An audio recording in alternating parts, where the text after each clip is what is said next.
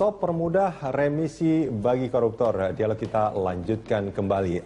Mas Emerson, ini kalau kita bicara soal ini kan gongnya ini sebetulnya ICW pernah bukan pernah seringkali menyatakan penolakan, termasuk juga KPK dalam hal ini ya. Nah kemarin sampai 5 guru besar menulis surat untuk Jokowi, tembusannya juga ke Kemenkumham, DPR, MPR gitu kan ya, yang menyatakan bahwa mereka juga menolak. Gitu. Ini inisiasinya ICW?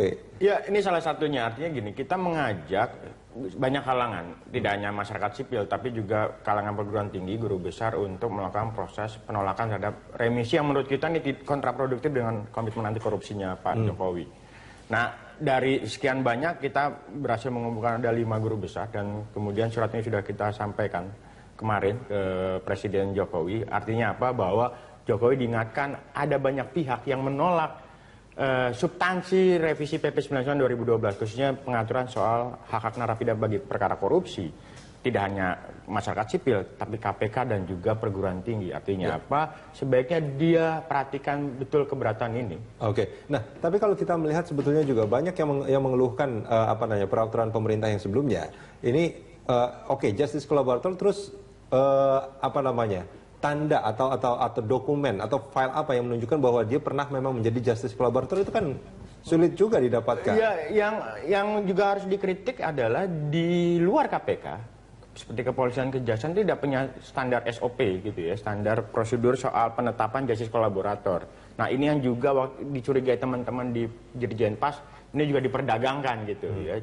Karena apa? Dengan syarat atau selembar surat justice collaborator itu ya dia berhak mendapatkan remisi. Nah, sejauh ini kalau KPK keluarga KPK sulitnya minta ampun karena KPK punya standar yang cukup ketat soal itu.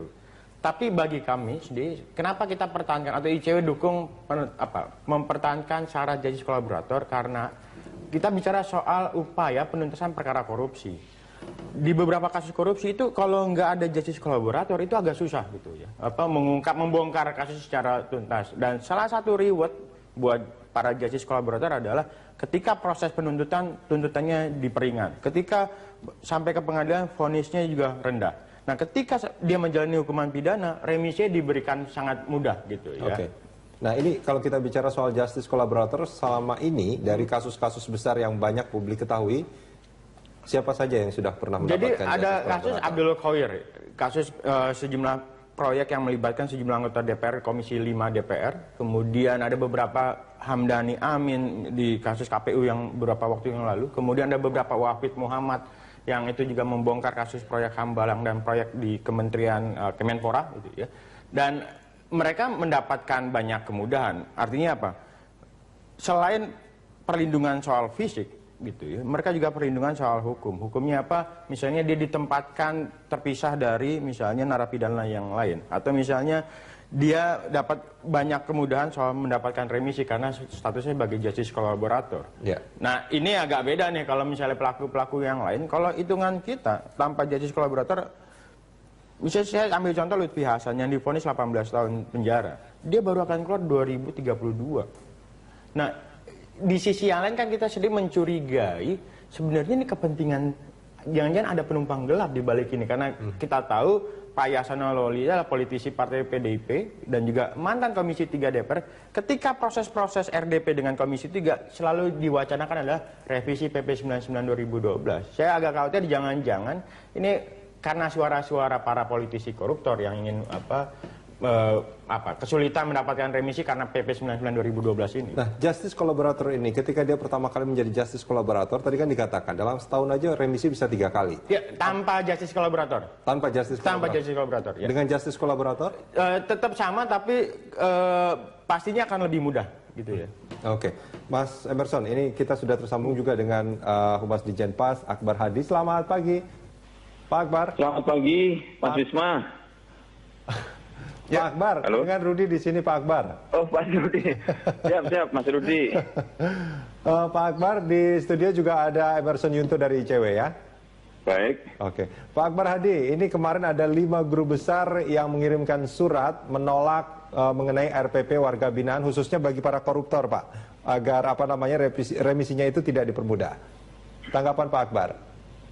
Ya, jadi memang perlu kita sampaikan juga itu apa namanya, selama ini kan seolah-olah bahwa remisi tersebut kan hanya untuk para terpidana korupsi ya.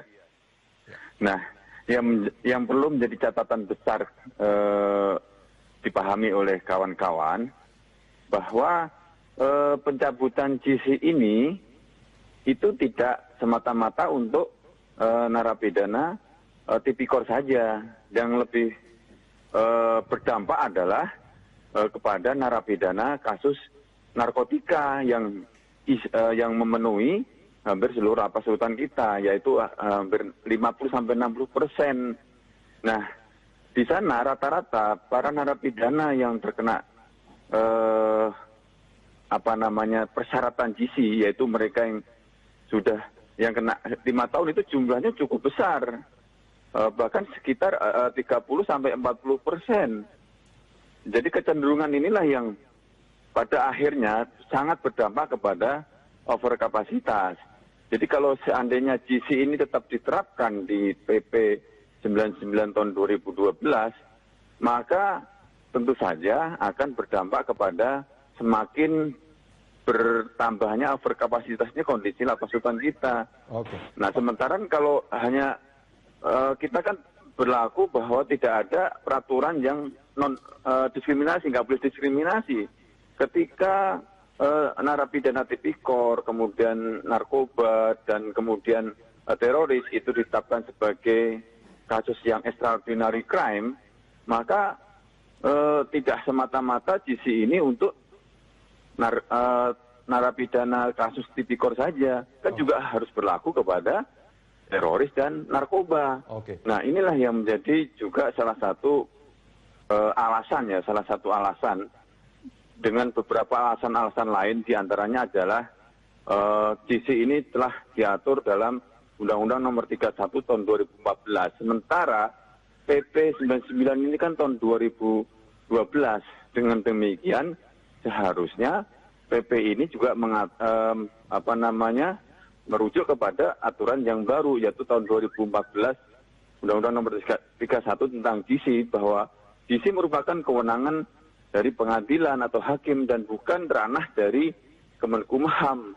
Demikian Mas Rudi. Baik, Pak Akbar, ya, ini juga menarik sebetulnya. Sebetulnya pernyataan Pak Akbar ini menjawab tadi yang disampaikan oleh Mas Emerson, bahwa kalau mau ini soal lapas yang sudah terlalu overloaded, mestinya kan ini napi-napi narkoba, tapi memang itulah sebetulnya yang ditujukan. Tapi karena ada asas non-diskriminatif ini, mestinya itu juga diberlakukan buat semua. Jadi saya coba kritik teman-teman pola pikir teman-teman dari Jenpas yang menyatakan PP 99 ini diskriminatif dan sebagainya. Saya ingatkan sekali lagi bahwa PP 99 2012 itu pernah diajukan judicial review ke Mahkamah Agung 2 kali oleh terpidana kasus korupsi. Mahkamah Agung dalam salah satu putusannya, yang itu salah satunya adalah hakimnya ada Pak Artijo Alkostar, menyatakan bahwa tidak ada pelanggaran dalam hak asasi manusia atau diskriminasi dalam penerapan PP 99 2012. Kemudian yang kedua, tidak ada pelanggaran soal undang-undang pemasyarakatan. Tidak ada pelanggaran juga soal tata cara peraturan pembentukan perundang-undangan. Artinya diskriminasi sebagaimana yang disampaikan oleh Kementerian Hukum dan HAM, menurutku itu juga nggak tepat gitu ya. Kemudian yang kedua, kritik kita kepada Kementerian Hukum dan HAM soal prosedur penyusunan RPP ini.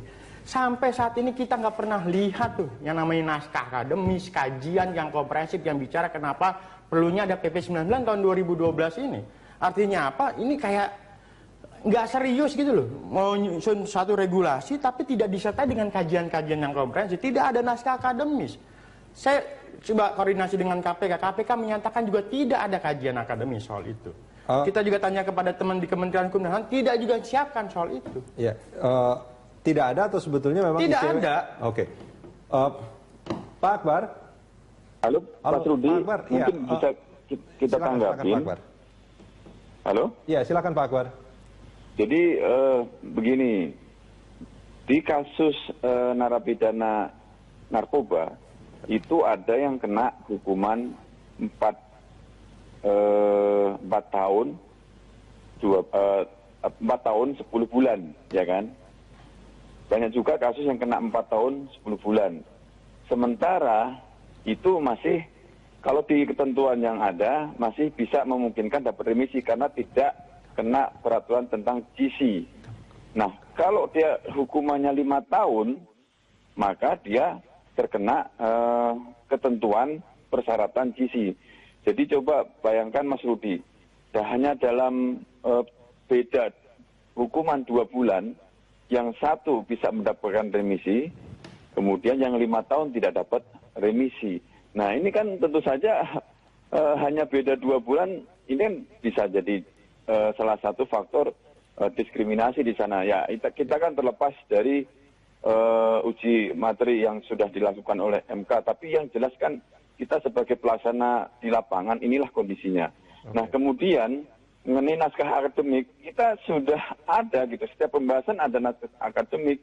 Nah kemungkinan ya mohon maaf mungkin Pak Emerson Junto tidak menghadiri ketika ada undangan-undangan yang kita sampaikan sehingga tidak tahu bahwa kita sebenarnya sudah ada naskah akademik. Dan tentu saja kita tidak sembarangan ya ketika menyusun seperti ini kan sudah pasti kita ada naskah akademik lah, apalagi ini kan disusun dengan tidak terburu-buru ya, dengan waktu yang lama, sudah melalui kajian dan sudah diseminarkan ke beberapa perguruan tinggi gitu. Bahkan dalam beberapa kesempatan kita ajak kawan-kawan, kita undang, salah satunya adalah di UKI kalau nggak salah waktu itu, kawan-kawan dari ICW nggak ada satupun yang hadir gitu. Jadi sebetulnya Mas Rudi, kita sebetulnya sudah laksanakan beberapa kegiatan-kegiatan seminar terkait pembahasan revisi ataupun perubahan PP 99 ini, juga termasuk kita juga sudah ada. Cuman mungkin nggak mau terima atau nggak mau tahu, kita juga tidak tahu apakah sebetulnya ya nggak mungkin lah. Kita sudah sedemikian rupa susun ini tidak ada akademinya kan lucu. Oke, Pak Akbar, kita